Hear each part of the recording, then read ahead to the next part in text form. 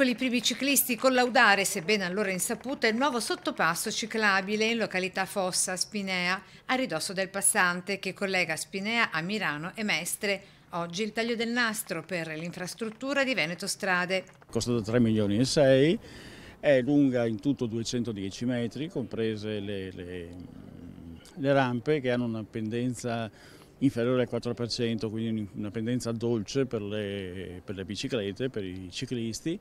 Opera attesa da tempo che migliorerà e renderà più sicuri gli spostamenti lenti e sostenibili, specie per gli studenti che da Spinea si spostano lungo gli istituti di Mirano. Ci sono stati un po' di accenni di polemica sul fatto che l'opera è pronta da ottobre-novembre, non è stata aperta, però non è stata aperta per un motivo preciso, cioè non possiamo aprire un sottopasso del genere se non ci sono le pompe funzionanti, perché in caso di pioggia diventa un disastro, insomma, e quindi problemi di allacciamento con Enel, eccetera.